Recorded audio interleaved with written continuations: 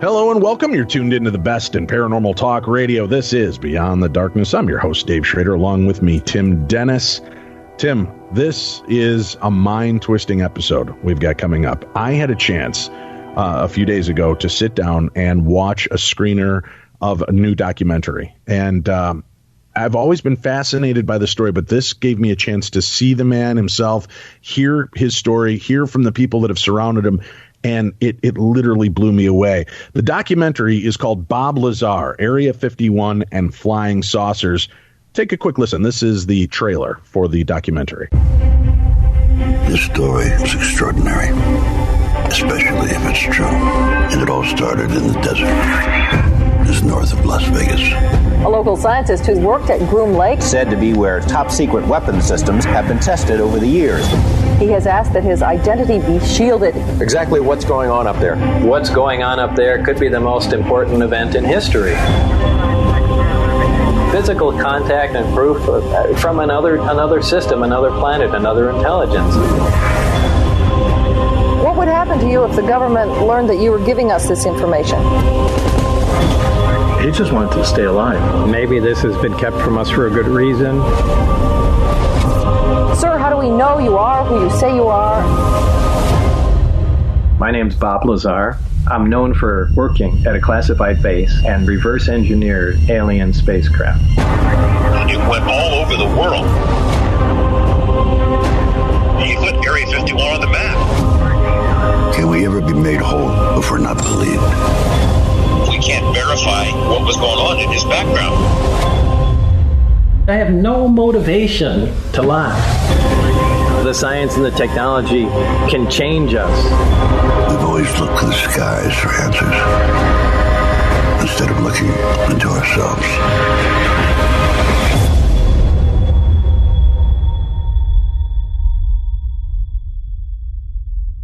Joining us now live on the air is Jeremy Kenyon Lockyer Corbell. You Hollywood tapes and your multi-names. He's with us right now to talk to us about the documentary and putting this together, the story as it unfolded. Jeremy, thank you so much for joining us. Dave, thanks so much for having me on. Yeah, my friends and enemies, they call me Forename. Do you mind if we just go with Jeremy Corbell for the rest of the interview, just so I don't blow my tongue out midway through? Yeah, absolutely, man. Again, Forename is fine, but yeah, Jeremy's great too. How you doing, Dave? I'm doing great, and I appreciate you coming on here. Listen, you've worked very closely with our buddy George Knapp as a fellow co-host and fill-in host for Coast to Coast for 5 years. I've got a lot of respect for Mr. Knapp and the work that he's done in kind of breaking this story. But finally, somebody putting together the definitive documentary on this, I was really happy to see this come out. And first of all, it's narrated by Oscar nominee Mickey Rourke. Directed by our guest, Jeremy Corbell, and really shed some light and insights into this extraordinary story. And we're going to have some exclusive audio that we'll play throughout today's episode directly from the documentary. So much to say. First of all, I want people to know there is a world premiere coming up. And how can people become or be a part of this, Jeremy? What's the way to get involved? Absolutely. So if tickets remain, you go to extraordinarybeliefs.com, and on that front page, there'll be a pop-up. And if there's tickets, click that link and you can see the movie for its world premiere. And there will be a Q&A with both George Knapp, investigative reporter who broke the story, and Bob Lazar will be there as well. And I'll be taking questions on Twitter under hashtag Bob Lazar live on stage. Fantastic. So just go check out extraordinarybeliefs.com. That's right, extraordinarybeliefs.com. All right, and when is the premiere happening so people know when to look for it? Monday, December 3rd, so really soon. So go check for tickets now if you want to do it. It's Monday, December 3rd, 7 p.m., doors open, all general admission, so there will be a big line. Get there early. Great. So we'll have the link up directly on today's episode guide, so you've got all the information about this. Let's dive into this. First of all, what an interesting story and a fascinating man. Can you tell me, how did George Knapp originally become connected with Bob Lazar for the story? He was then known as Dennis. That was his kind of hidden name.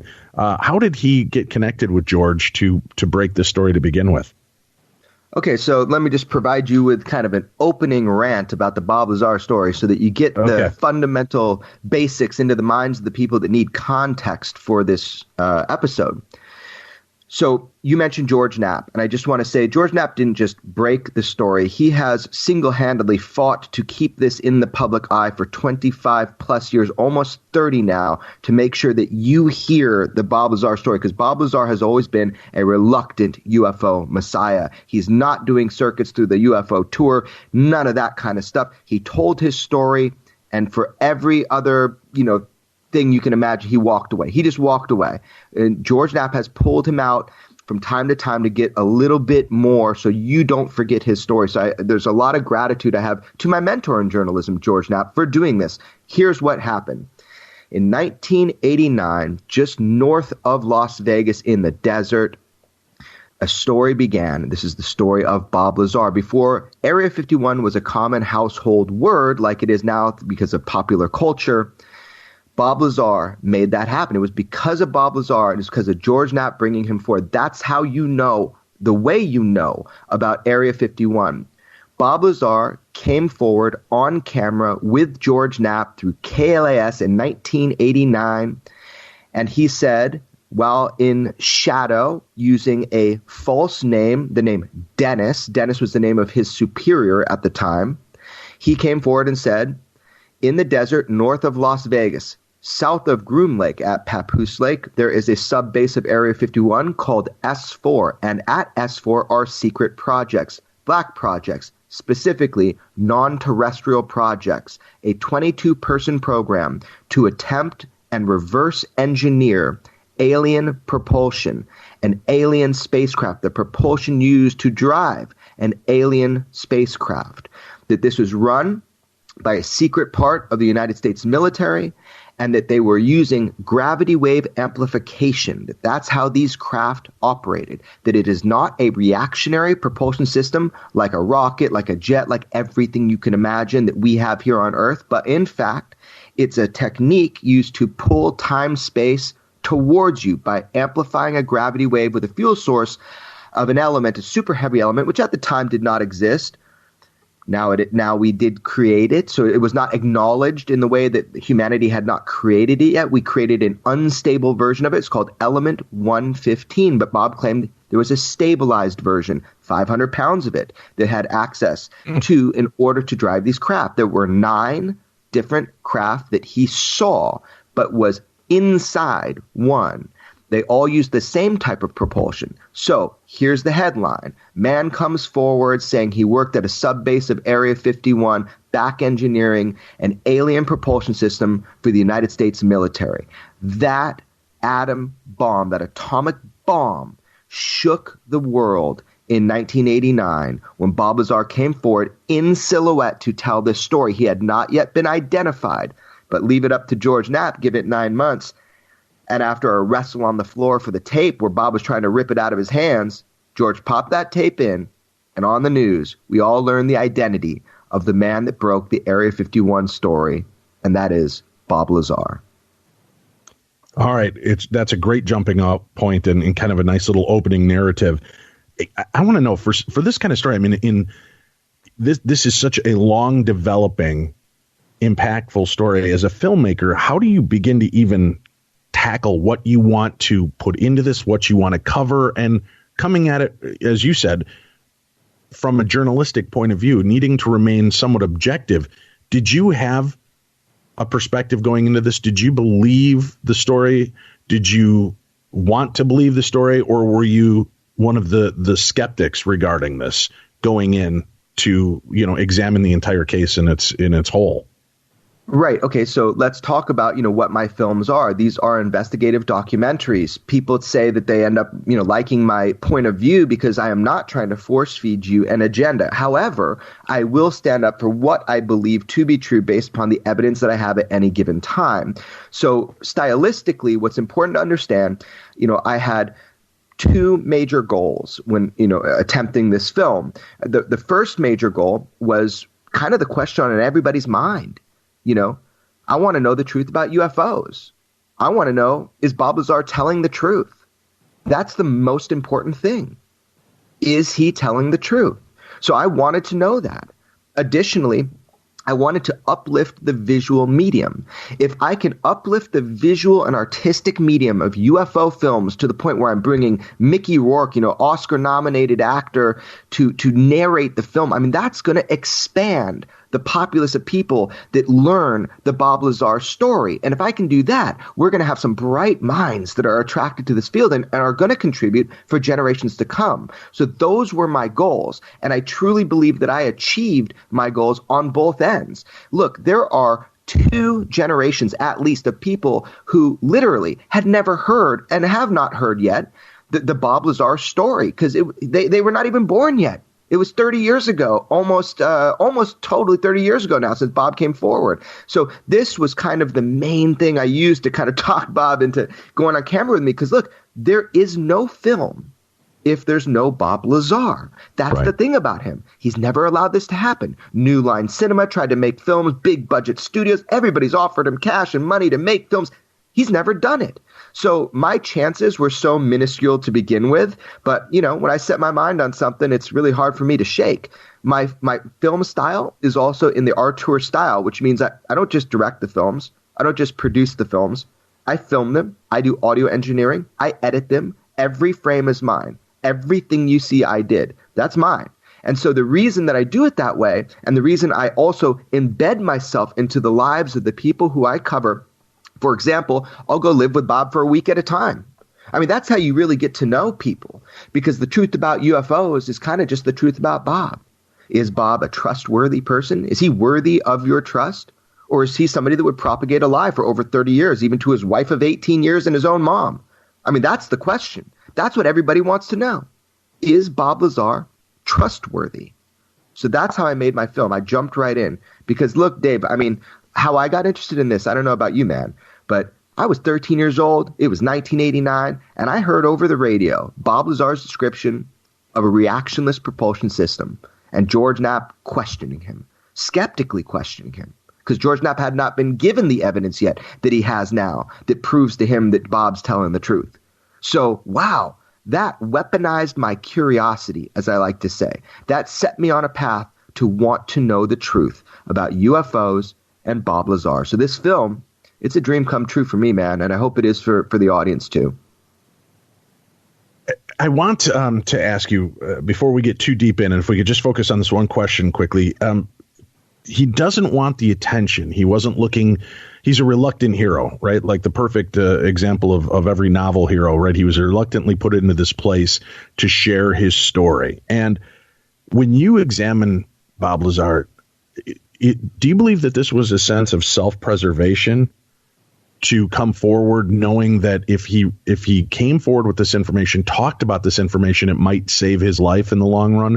Or was this, or do you feel that there was a sense of wanting some attention, even though he claims that was never the case? What do you actually feel? Yeah, people would so love to paint Bob into that corner, saying, oh, he just says he doesn't want attention. When someone says that, it's so deeply disturbing to me, because clearly that public opinion comes from people who just simply don't have the first clue of who Bob Lazar actually is. So that's another thing I think my film is really going to do that's very different from other films you've seen in any genre like this. It's going to show you the real Bob Lazar, the man that we've all portrayed in the way that's most convenient for us. So yeah, Dave, dude, 100%. Bob Lazar came forward, whether you believe it or not, or the audience believes it or not. He came forward 100% for self-preservation. And I have talked to almost every person that was around him that knew him before he was Bob the UFO guy. He was on the borderline debunker when it came to UFOs. He was so disinterested, but it was completely on the other side before he experienced it. He came forward to protect himself. It wasn't some lofty goal for humanity. It was because he was terrified.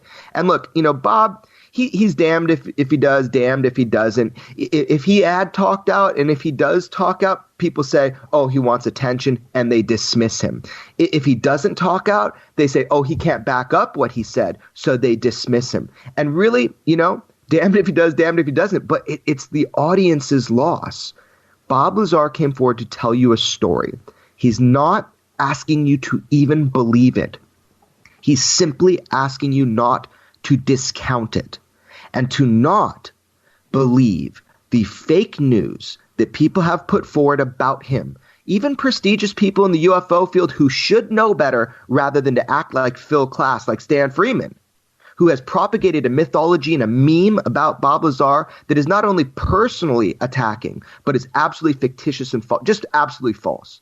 So this is sad for the UFO community because we're missing out on the opportunity to judge for ourselves the veracity of the claims of Bob Lazar. So that's what I want the film to do, is provide you with a real opportunity, because there's such signal to noise when it comes to the Bob Lazar story. But right now, that's about to be cleared up come December 3rd. All right. The reason I asked again about the self-preservation, you referenced this a few times during the documentary, the attacks that were made on Bob's life. Were these attacks and things that took place prior to him coming forward with this information, or was this afterwards, or both? Great question, Dave. And as you kind of said, this is such a vast story. So just let me know if you want the short version, the medium, or the long version of the answer. Let me start with the short, right? Mm-hmm. But you let me know how deep you want to go. Yeah, how this went down is highly personal, man. So he was out there. He was working on these projects. Let's give him the benefit of the doubt for this conversation. Suspend disbelief. Let's go with his story before you really look into it, just so we can talk about it and it makes sense. There he is. He's working out there. He's going to work at odd times. Got a beautiful young wife. He's in a young relationship, a young marriage, and he's kind of can't tell her exactly what he's doing, and she thinks he's cheating on her. So she cheats on him with her pilot, her flight instructor.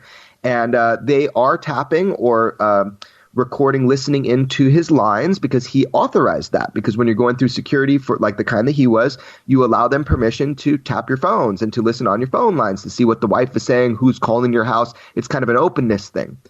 They actually told him that she was cheating on him. He didn't know. As heartbreaking as that is from an interpersonal relationship, you can imagine, okay, they're not calling him back out to work. If you know anything about how clearances work, that's one of the questions besides, drug abuse or drug addiction, that kind of thing. 'Cause I've had a lot of people come to me for clearance stuff for friends of mine that need clearance. And as a character witness, one of the things they ask you is, are the relationships stable? His relationship was not stable. They stopped calling him into work. He then got scared. What he knew, he got scared. And then that was amplified. He's not a paranoid person. Bob's a strong guy. He can defend himself as a person. But all of a sudden, not only him, but his friends, even George Knapp experienced this. Their phones are tapped. People are following him. Yeah, this all started before he went on the news. This all started before he started taking people out to see the flight test at the exact time and location south of Area 51. Not even more remote and obscure than Area 51 at Papoose Lake. So, yeah, he was being followed, man. This is real. This happened. The people that have verified this for me don't even like each other anymore, some of them. And they all agree on one thing. They all agree that Bob Lazar is telling the truth. And there are some real zingers. George Knapp went through something. He knows this is real. And I can prove that to you.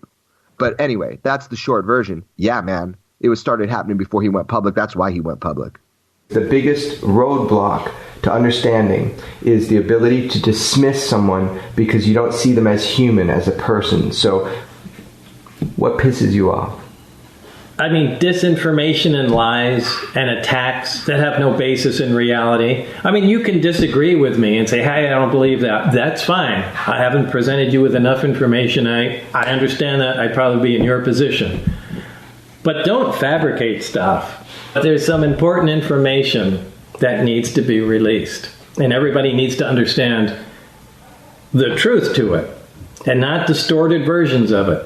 You really need to pay attention to what I'm saying, because I have better things to do than come up with this. I'm not interested in doing this. I don't like being in the public eye. I don't got money for doing this. And quite frankly, I could make up a better lie, but I have no motivation to lie.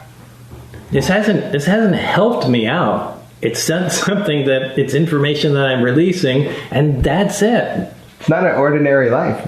That's one thing I would like. I don't like living in a James Bond movie. I like watching James Bond movies.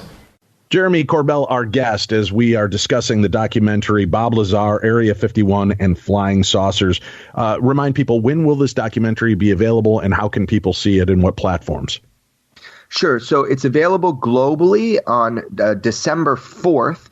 It unlocks, but you can pre-order it now, for example, on iTunes or Vimeo. If you pre-order it on those, you get over 2 hours of bonus material. You can only fit so much inside of a movie, right? Right. But the bonus material, I can do whatever I want. So holy cow, you get a lot. So if you pre-order and you purchase it, you get these bonus material pieces. However, the word on the street is if you're not coming to the premiere the day before, which is December 3rd, at just about 9:30, when the movie stops playing, I think iTunes is going to unlock it West Coast. So everybody can kind of get to it about 9:30 on December 3rd when the premiere ends. And that's when we go live on stage taking questions at #BobLazar for Bob directly. So that's how it's going to unfold. And it's worldwide on every pay-per-view platform in existence. Also Amazon, Google Play, Vudu, even Xbox. But I would suggest getting it on iTunes or Vimeo for the bonus material. Here's something that blew me away regarding a statement that you made in the last segment. And it's disheartening in the sense that here you've got a guy who came forward with a story and has some really fascinating aspects to examine or just to consider. And then you have somebody like Stanton Friedman, who I had no clue was kind of an opponent to Bob Lazar. You have Stanton Friedman, who is an engineer and a rocket scientist. You've got this guy who's, helped to break the story of Roswell. And that this impacted his life and credibility and the type of barbs that have been thrown his way over the years for being a UFO kook.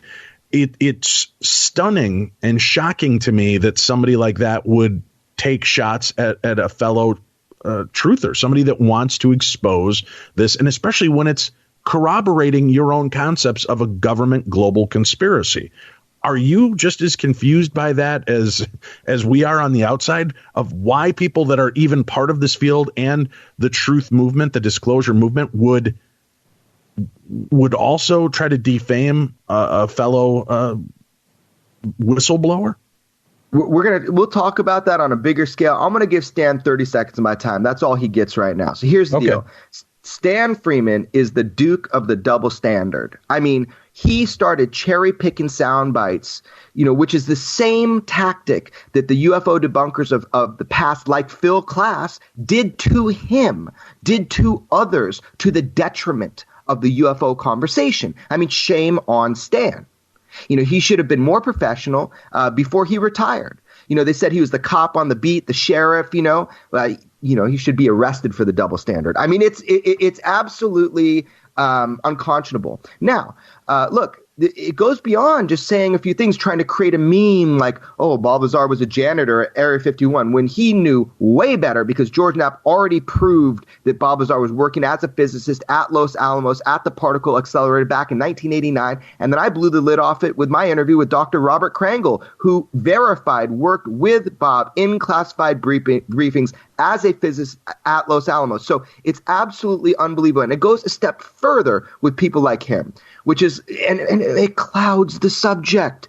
But here we go. I was talking to Richard Dolan the other day, and he shared a story with me that I couldn't believe it. I could believe it, but He says the first time he was getting into ufology, he met Stan at an airport, and Stan's like, hey, I want to make sure you have the right opinion on Bob Lazar, and basically pressured him, trying to tell him that he needs to dismiss Lazar's claims. So it's like he's obsessed. So I'm done. I'm done talking about Stan Friedman, the Duke of the double standard, because there are people in this world who will come down on the Lazar story and they will focus in on the most trivial things to try to find a slip up, to try to find a hole. But why do they do that? I don't blame them. And there are a lot of people, look, Lazar is polarizing. We're not getting around that. That's what makes his story so fascinating. If there was no debate, no one's going to care, right?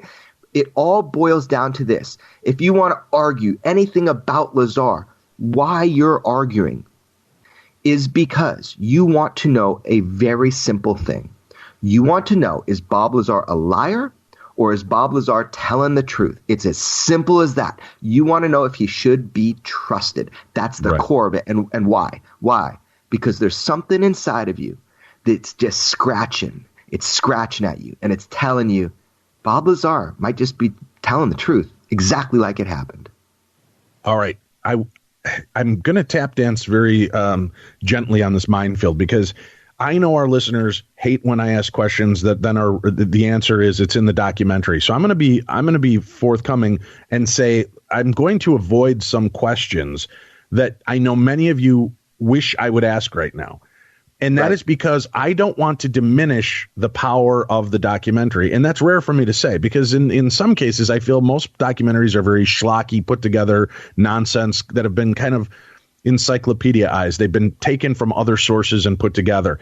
You, first of all, created a visually stunning documentary. It's a beautiful documentary, beautifully shot, well edited, and really tells a great story and gives insight to this case.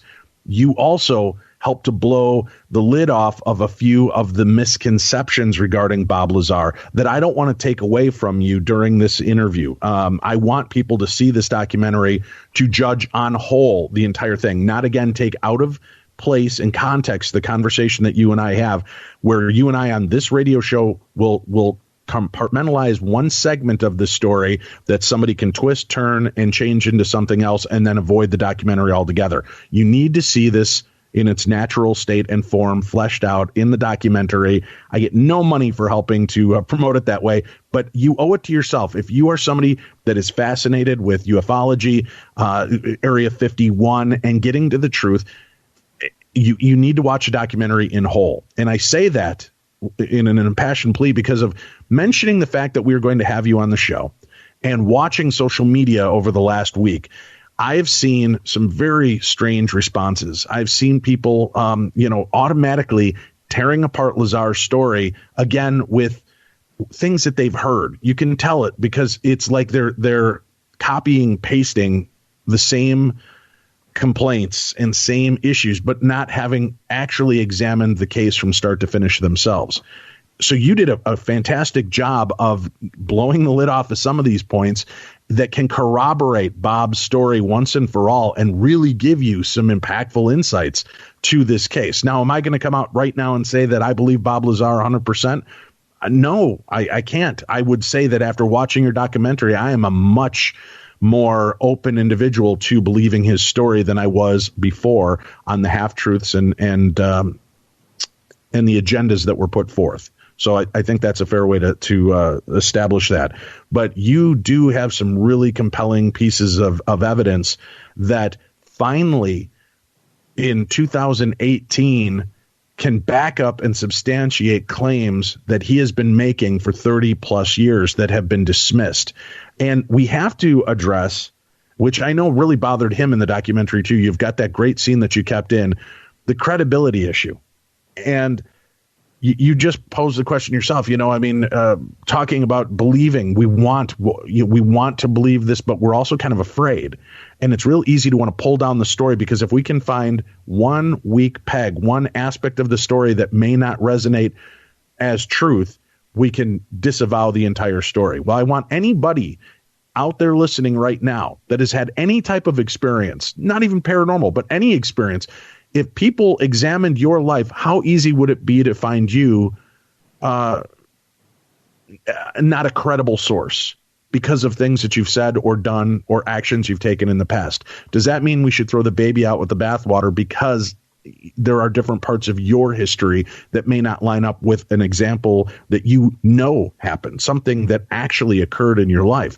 And we need to examine this in that state by looking at this part of his story, not worrying about all of the rest of the stories and the scandals with the brothel and things like that. That has nothing to do with the narrative of what was released by Bob Lazar, what he came forward to share, and the fact that this story has not changed in 30 plus years. Can you address, though, you're the one that will know most, there have been a lot of claims made regarding his credibility with schooling, education, work, that they say, there's no proof that any of this exists. Your documentary opens up a terrifying aspect to me when you kind of do some of the reveals in this in the program.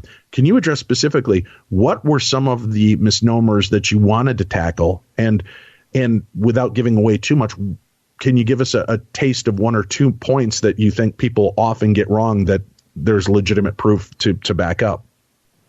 Yeah, absolutely. Look, as you said, everything can be covered in depth and visually and beautifully when you have a movie, but there are absolutely some big ones that I'm happy to talk about right now, because going into this, before I had a very unique perspective on the Lazar story. I had an inside perspective.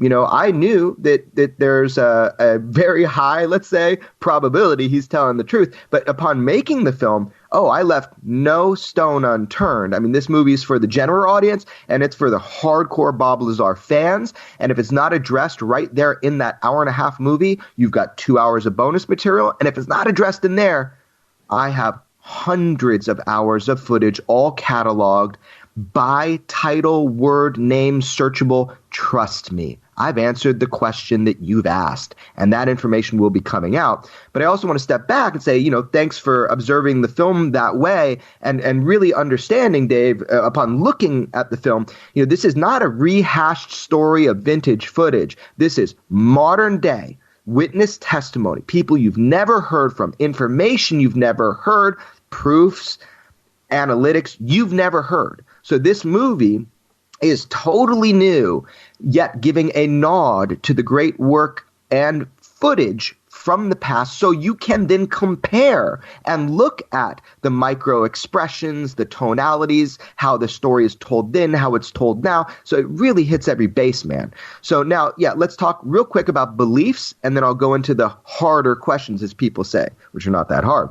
As Mickey Rourke says in my film, you might have heard in his voice I can't do, beliefs are mercurial things. They're very strange. And why are beliefs strange? Beliefs are strange because some beliefs are built better than other beliefs. Meaning, if you put your faith in something, what is the foundation of that faith? Have you had a critical review? Have you really put time and energy into trying to uncover the reality of something to base your belief on? So some beliefs are stronger and better than other beliefs because some beliefs are informed beliefs. So, for example, with UFOs, it's not a matter of belief.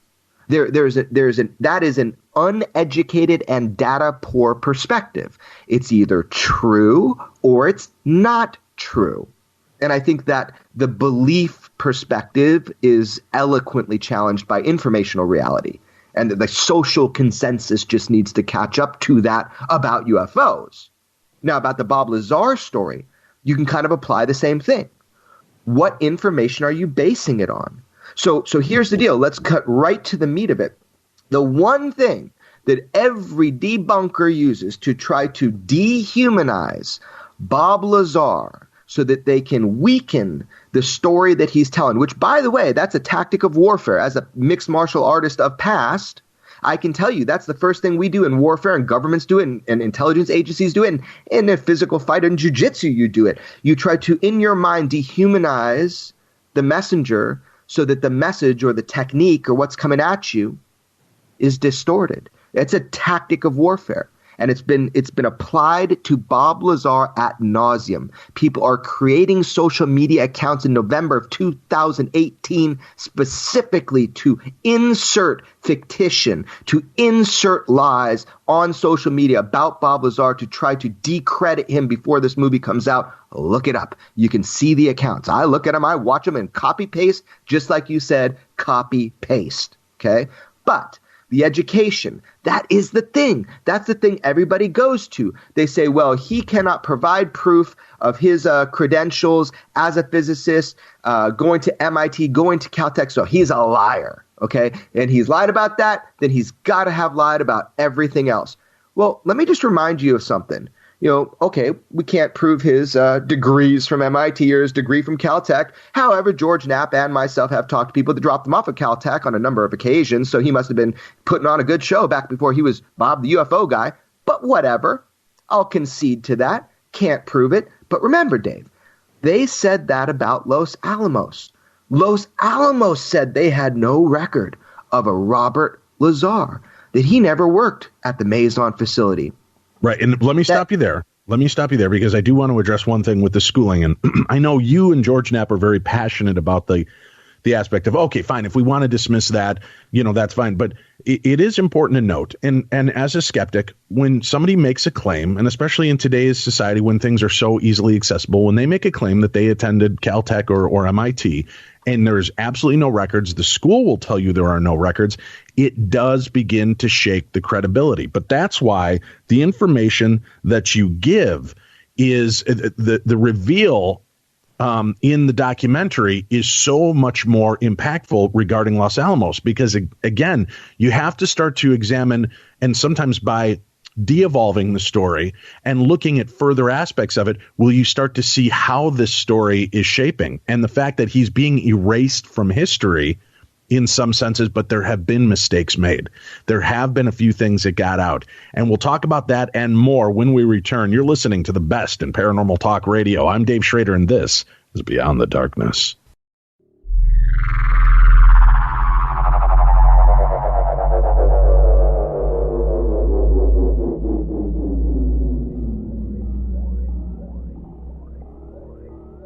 Ladies and gentlemen, I have a grave announcement to make. Incredible as it may seem, both the observations of science and the evidence of our eyes lead to the inescapable assumption that those strange beings who landed in the Jersey farmlands tonight are the vanguard of an invading army from Beyond the Darkness. Some of this stuff just sounds crazy to me, and I understand. I'm biased because I'm behind my eyes and see everything. I'm trying to tell you exactly the way things were and what I was exposed to. Where is it? Show me the alternate reality that you believe that doesn't lock up with my actual reality. I mean, where are those other facts? Just show me what they are. These are the facts you grabbed together and painted a different story of my life than I did. Welcome back to the show. This show in whole is a theater of the mind, ladies and gentlemen. Because of the context and the story and the audio pieces that we're going to play throughout it, we've decided to pass on doing a regular theater of the mind category. But I do want to encourage you, because most of the stories that we get are directly from you, the listeners, I need more of your narratives. I need you to share more of your stories so that we can continue doing this. You loved the Thanksgiving special show that we did last weekend. I'm getting great response on that, and thank you so much for letting us know you appreciate the work and time and effort that Tim and I have put into creating those for you. So I'm glad that you do enjoy that, but we'd like to hear more of your stories. If you've had a paranormal encounter, and even if it's ones that we've shared before in just a short little email you've sent to us, if you want to create it as a narrative with a little bit more depth and explanation, I'd be happy to use them in future episodes of Theater of the Mind. So feel free to email me, dave@darknessradio.com. That's dave@darknessradio.com in order to be a part of that and have that available. One other thing, quick mention, please do me a favor. You know that we love to help on this show. We are looking at doing some work, again, Christmas Angels, with our helping families in need for the holidays. If you're interested, then please email me, dave@darknessradio.com. Just put in the subject line, Christmas families. I'm putting together a couple of families that are in desperate need for the holiday season this year. You can be a Christmas angel to them. I will not post these in public forums. They will only be available through email form. And please only email me if you are willing to help, not just looky-loos wanting to see other people's stories. If you're willing to help, because I do set certain people to certain families, and if you are just looking and not ending up helping, that family doesn't end up with a gift for their children or their household. But if you are interested in making a difference, as we've done now for about 7-8 years, email me, dave@darknessradio.com, and as I put the families together, I will shoot you their information, the children's names, family names, and what their interests are, and you could be a part of making a difference, either getting them gift cards or having gifts sent directly to the household. So check that out. And for those of you with a giving heart, go check out darknessradio.com, scroll to the bottom of the page and help my son. He's a former Navy vet. He's a Minnesota firefighter, and he's doing the polar plunge that'll be coming up in March, where they cut a huge hole in the lake. They dive in to that ice frigid water, but they do it all for the reason of helping to expose Special Olympics and raise money and attention for Special Olympics. All the money that they get go to help Special Olympians. So he has a lofty goal of $5,000. We've got a couple $100 that have already been collected, but if you go to darknessradio.com, scroll to the bottom of the page, click on that link, you can go make a difference and help Special Olympians so they can be a part of something great. So take a chance to go do that right now. Jeremy Corbell, our guest, we're discussing his documentary, which breaks worldwide tomorrow, December 3rd. It's Bob Lazar, Area 51 and Flying Saucers. Talking about the credibility factor of Bob Lazar and examining some of the different aspects, like the fact that he made claims to attend these schools and there's nothing on record regarding those. Talking about his work at Los Alamos. He makes a really interesting part of the story. When you can prove one part of the story and prove it, you have to start asking important questions like, how is this man working at this location if he doesn't have the education to back it up? He was not Doogie Howser. He was not a childhood prodigy and genius who was lifted out of the school system and immediately hired into this program. He attended school and worked in this field for that ability to get hired. And that, to me, was a big surprise, because once you can corroborate a fraction of this story, you have to start looking at the way these shadow governments might actually work and play in the life of erasing somebody's history. That had to be kind of a chilling aspect to you as a documentarian looking to share this truth. Did you have any fear, Jeremy, that by opening this up, knowing that everybody that's been involved in this story is getting their phone lines tapped and being harassed, were you concerned that you might end up being in the crosshairs eventually? No, I am the least paranoid person you have ever met. I mean, it's like a joke with my friends. No, I've never been resisted in my film work. I've only been assisted.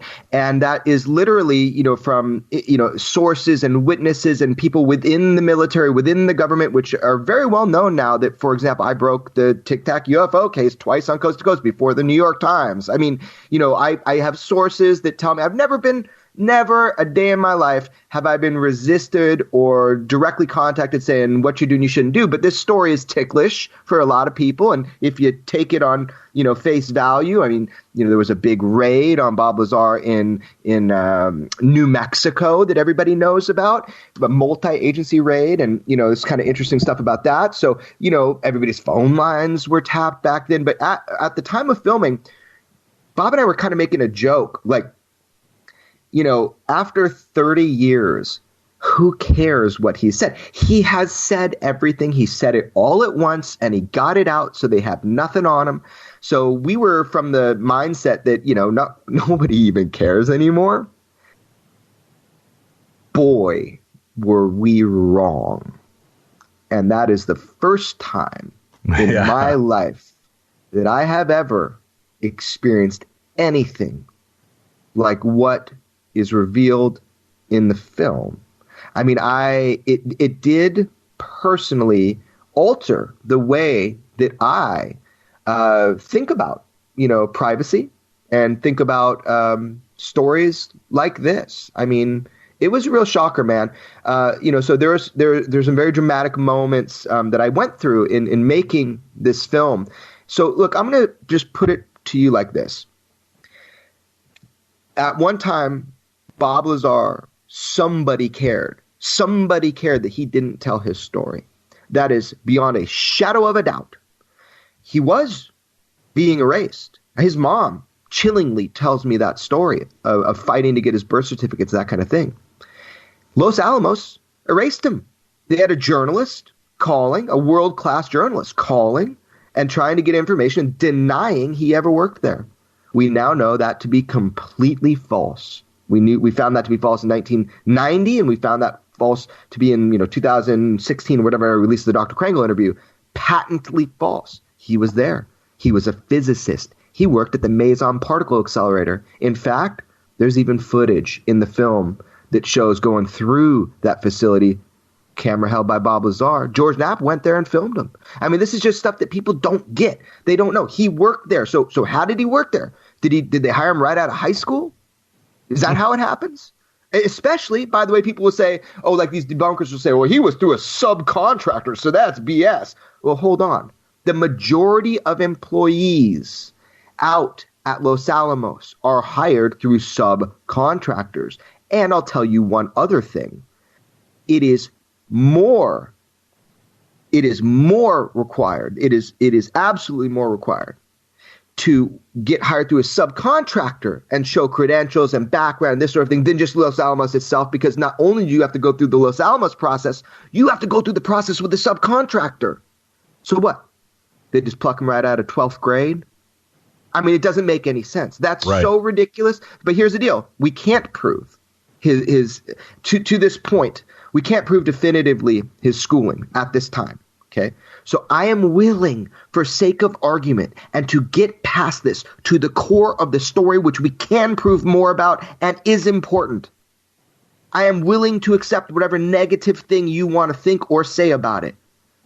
You want to say he's a liar and he lied? Okay, fine. No problem. I'll accept that. I don't believe that, but I'll accept that. No problem. Let's move on. What's the next step here? What's the next question? Because eventually we got to get to the crosshairs of how did he know? How did he know that a test flight of something that looked exactly like a flying saucer would come up on 3 separate occasions, the exact time and space that he said it would, where he showed people and they filmed it? How did he know? How did he know about a base called S4 when it had never been publicly in the public record or acknowledged by anybody? And it was confirmed in 1989 directly from the base by George Knapp. Don't forget your history. So there are a litany of things, man, that are way more important. But I can't tell you it's way more important till you get beyond that. And until you really address critically that one question of education, I guess, and then decide how much weight to put on it, I can't help you. And I'm not going to try to convince you. Just watch the movie and decide for yourself. You even go as far as to uncover a security clearance agent that has been kind of vanished for quite a while who corroborates this story. And again, that's part of the documentary I don't want to give too much away on, but I think it's I know it's an important element of the story. So for many of you that have already poo-pooed the idea of the legitimacy or credibility of the claims of Bob Lazar, you owe it to yourself as a real fan and hobbyist, or whatever you want to refer to yourself as, a researcher in this field, to examine all of the facts, not just the portions of facts that have been laid out by people that have had agendas. But Dave, obviously, Jeremy has an agenda. He's trying to sell a documentary.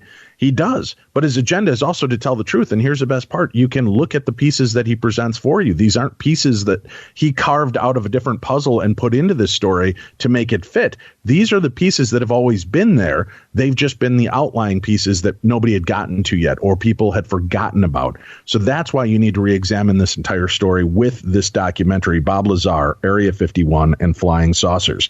I want to hit a few of the points in the story. Now that we've kind of gotten past the idea of the credibility, teach yourself, learn about it. There were lie detector tests. There is documentation that came out to prove that he was at Los Alamos, which then begets a story. As you said, if I was working at Los Alamos, whether it was directly contracted or through a third party contractor, it's not like it was, a part-time gig that he was flipping burgers at Burger King as his normal job, but they needed help. So yeah, we can let you have him as a physicist this week. That's not how it works. There was a huge vetting process that went into play in order for him to do what he had to do and get access to the places and times that he had. So let's put that past us and go with the credibility factor. Now, some of the claims, the fact that there were 9 saucers, does he ever explain or get a history from the government of where these saucers came from or how we gained access to them? Is that ever revealed at any point? Yeah, man, that's a big question. It's so funny. I love this. So finally, we get past everything after, an hour on the radio. And now we can get into what I consider the really important stuff. And that's just how it's going to be. We're going to have to do this again, by the way, after the film comes out, and just get into the meat and potatoes that we have not been able to get into for 30 years. And we can't until people see the movie and see all the evidence. But we will do this again, just so you know, because now we are starting. Now we're cooking with fire. Now we got a question. Here we go. This is interesting. How did we get these craft? Where are they from? When did we get these craft? How do they work? Is it from one species or multiple species? Is it just about craft? Or is gravity wave amplification really a weapon? So, this is all really fascinating stuff. So, I'll just answer your first question. To the best of Bob's knowledge, right? All craft worked on the exact same type of alien propulsion, using element 115 as a fuel source, using amplifiers, gravity wave amplifiers, extending the gravity wave to distort space-time and to basically slip or snap into place in these little jumps that can travel, amongst the stars. That's how these craft work. Now, were they gifted to us? Were they recovered? That was never clear. And remember, Bob is a very, very intelligent person. He knows the difference between what he had his physical hands on, what could not be faked, what he experienced, what he saw with his own eyes, what he measured, right? Compared to what he read or what he was told. And he will be the first person to tell you the difference. He is more skeptical than we are.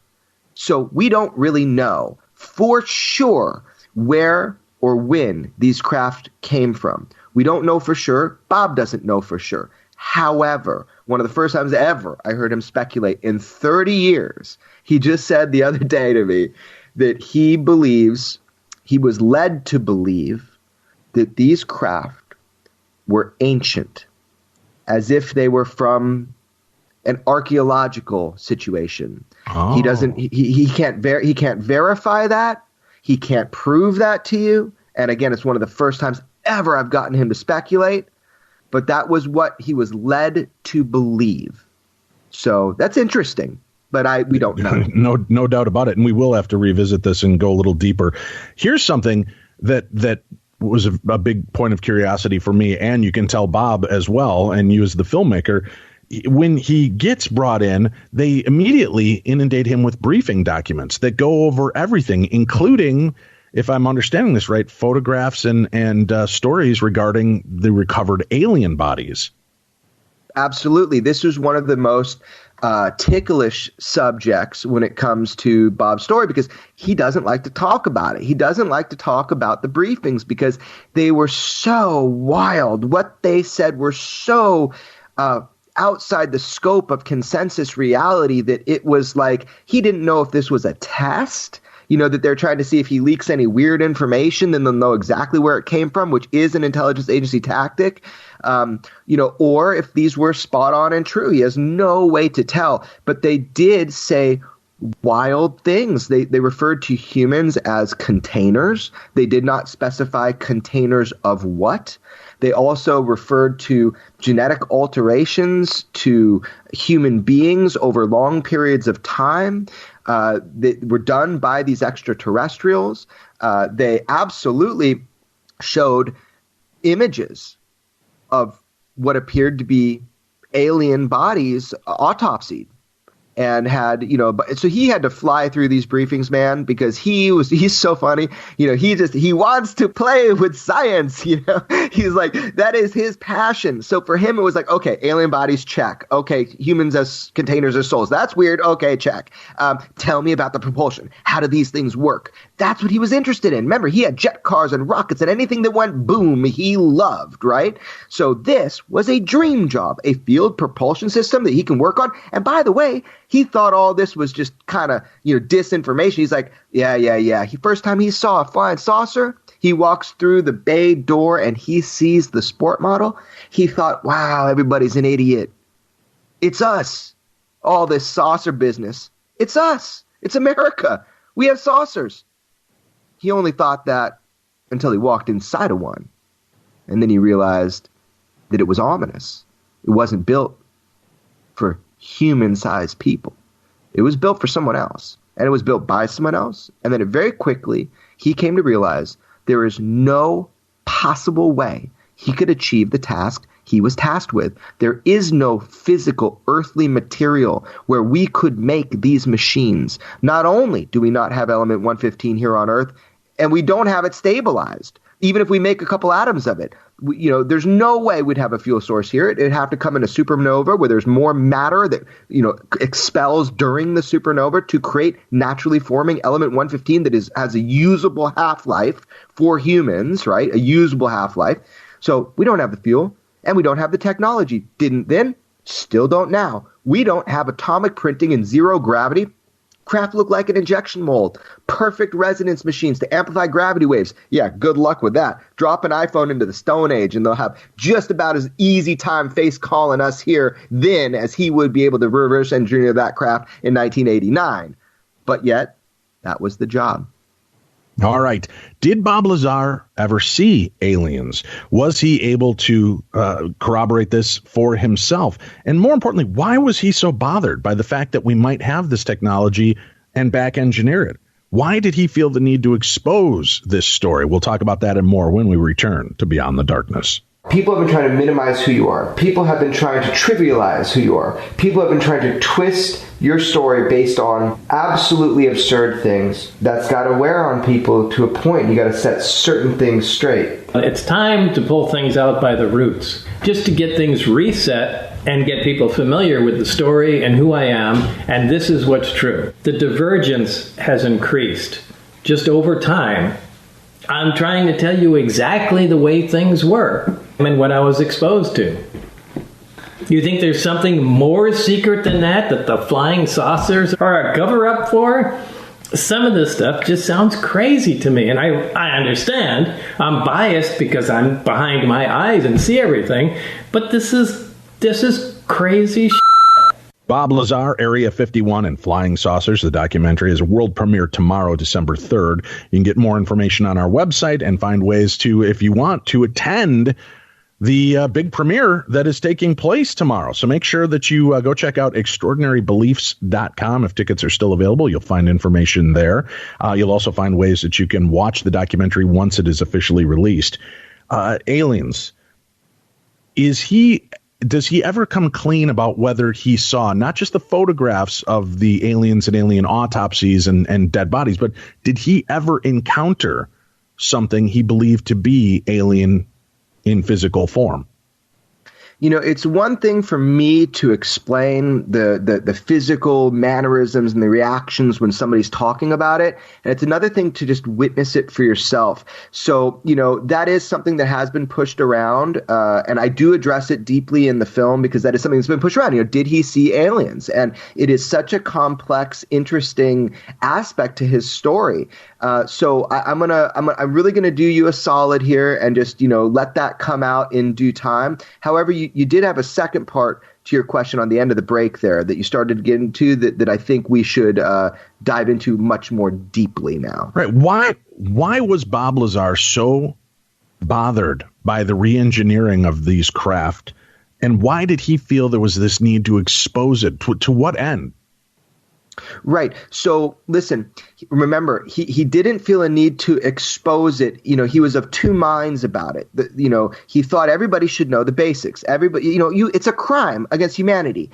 If you know not only is there intelligent alien life, but that they have visited here, that we have their hardware, that we have some of their machines, and most importantly, that there is a physics, a known physics to a small group of people that we in the scientific community are not allowed to have access to. I mean, that's a crime, man. And that pisses Bob off more than anything now, 30 years later. At the time, he was just trying to save his own skin. He was not a noble person. Let me play the devil's advocate on the other side of this then, all right? Not that I have any need or want or desire to protect the government or their decisions, but to say it's a crime against humanity, until we have a full understanding, which it appears they still didn't have a full understanding of what they were doing. That's why they were having somebody come in to try to back engineer and understand it more fully. Is it really a crime against humanity to not share this information, or do we owe it to the world to really know what the hell we're dealing with, what we've got, and what its potential is before we release anything? And more importantly, if we do figure it out, is it a crime against humanity to let the rest of the world know about it? Because then suddenly there is this secret war going on for battle for superiority of getting that information and supremacy. You know, that could be another angle on this story. No, and it is. But rewind and listen to my words. I said that the basis of the story is a crime against humanity not to tell. I didn't say releasing like the blueprints to an atomic bomb, but letting people know the basics, that we're not alone in the universe, that we have been visited, that there are other intelligent, technologically advanced beings from other star systems, and they have come here. That is a crime against humanity, to not tell people, to not let them know that. That influences belief, attitude, religion, faith, everything. Yes, 100%. That is a crime against humanity, and our United States government is guilty of that. However, there is another side to Bob's story, and that is that this is a powerful technology, a fearsome technology. Whoever cracks the code of anti-gravitics, or even a better word, gravity amplification, whoever cracks that code, all of a sudden, everything in science fiction becomes real. From force fields to weapons, it is a fearsome technology. And whoever gains access first wins. It's Pandora's box, man. You can't put it back inside. So I totally and agree with a level of compartmentalization and secrecy about weaponization. Look, if everybody knew how easy it was to create a nuclear bomb the size of a briefcase, and all the blueprints were out online for people to buy, we would be in a hellish world, because there are crazy people out there. So I agree. There is an element that should remain classified, kept from the internet in, how to build things. But at the same time, the fundamentals, it is owed. No, you're not my daddy. The government's not my daddy. You don't tell me what to think, what to feel, what to believe in. I want the facts. And this that's the important line, though. I want the facts. Because I recover some ancient artifacts in a local lake here, I can't go on record and say specifically what they were. I can theorize. I can put in belief. I can contrast and compare against objects that have existed in the past. And I can, again, create a story that would make sense for these pieces. It doesn't mean I've got it right. If the government comes forward and says, yes, we are being visited by extraterrestrials, yes, we've had some kind of activity in the past, or we found ancient relics of these, but the rest of the information we hold back, isn't that kind of the equivalent, Jeremy, of, Jeremy, stop jumping on your bed? Why, Dad? Because I said so. Well, no, specifically, why can't I, though? I mean, I want to understand the principles. Jeremy, it doesn't matter what the principles are. The principle is don't jump on your bed. Right, but why? Because if I'm not able to give the narrative of, Jeremy, you could fall off the bed, break your neck and be paralyzed, or worse, die, if there's not the rest of the story, that infuriates people. Then by releasing part of the story but not giving the full context, we're still playing the daddy role. We're still playing that position of, this is the information we think you're worthy of, and you get no more, and you can't ask any more questions, just leave it be. And that would cause a lot of problems too, don't you think? Oh, look, Dave, I'm not saying that, I have the answer for that. It's a complex problem, and it sure is a cosmic pickle. I'll give you that. I mean, there are pros. I want that on a T-shirt. Please have the front of the T-shirt say Bob Lazar, Area 51, and flying saucers in the back. This is a cosmic pickle. I need that T-shirt. Cosmic pickle, yeah. It sure is, man. And it really is. And nobody, and look, even Bob is of two minds depending on the day you catch him about it. Some of our filmings over the years, he was thinking, I totally get it. I totally get it. Smarter people than me have thought about this, and they put their minds to it. They've gone through every scenario with a supercomputer, and they're like, nope, we don't tell humans, and he's like, he totally understands that could be the choice, and maybe it's the right choice. However, Bob is kind of, that's on the right side, on the right hand, but Bob's kind of a left-handed guy, man. I think he's about to lob an intergalactic grenade just to stir stuff up. So, it's, look, man, I don't know. I don't know the answer to that. What's the right thing to do?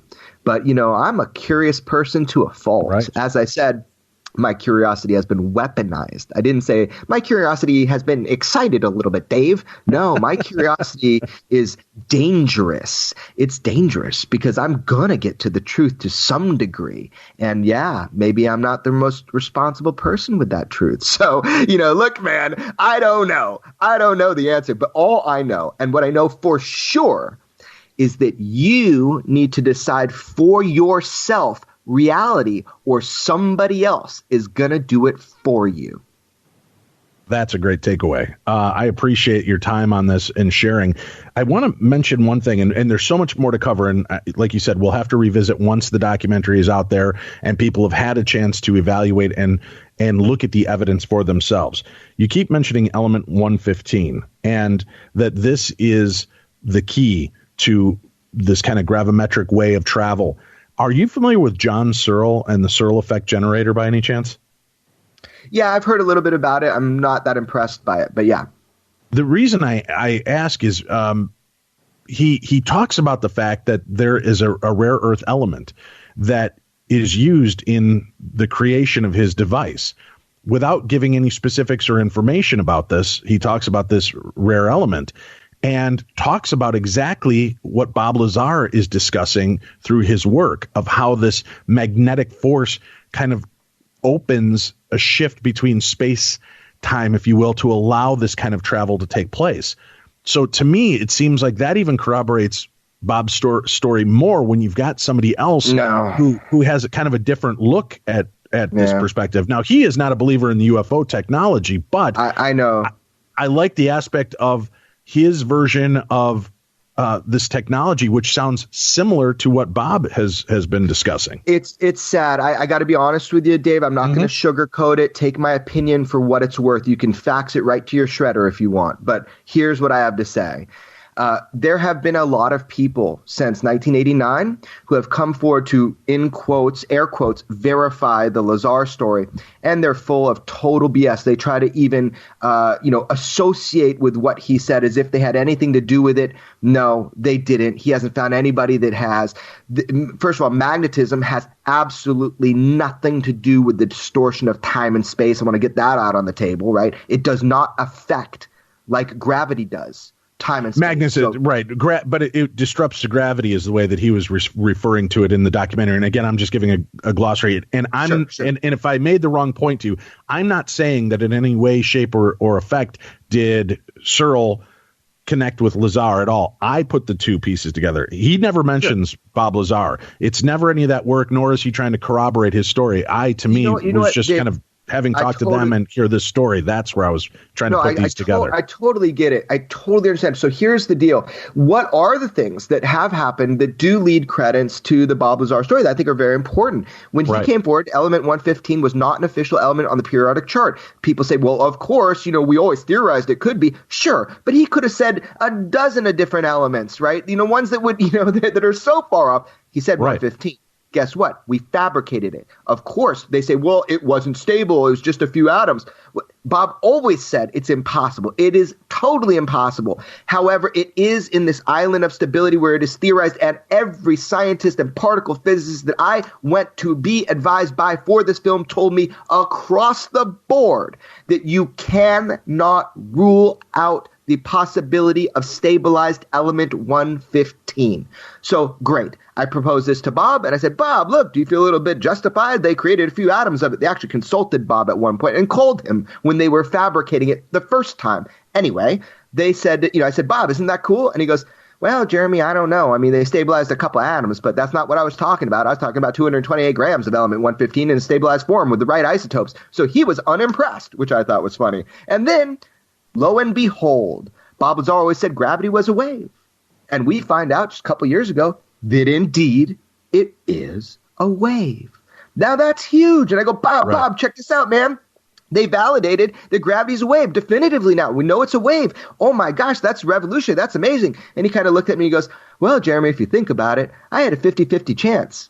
They thought it was either a graviton or a wave, or maybe it acted as both. But, yeah, that's kind of cool. But he was kind of unimpressed because, again, he's super hyper critical.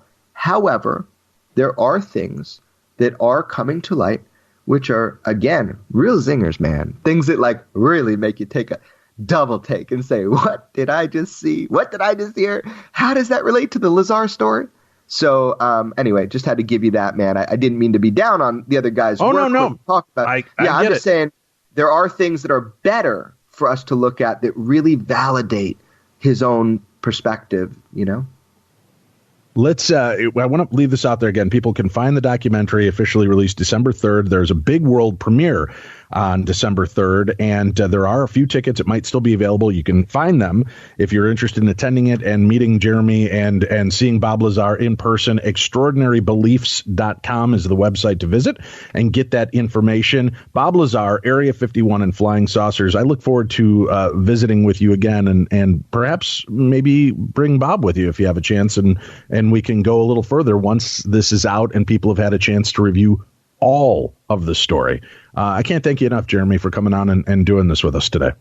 Yeah, thanks so much. I just want to be clear on just a couple points right here at the end, which is that, just because Bob came forward, with me on film, he's not going on the UFO circuit. He's not starting to talk public. He's not doing interviews. However, I'm going to try to pull him as much as I can to answer questions about the movie, because I think it's important. As a journalist, I need to take a stand at some point. As a filmmaker that, does this kind of film, documentaries, I need to take a stand, and you need to see the evidence. And so, my perspective is this: for the last 3 decades, Bob Lazar's critics have been holding the mic, and it is time to take the mic back. And that's exactly what we're going to do at the world premiere on December 3rd in LA.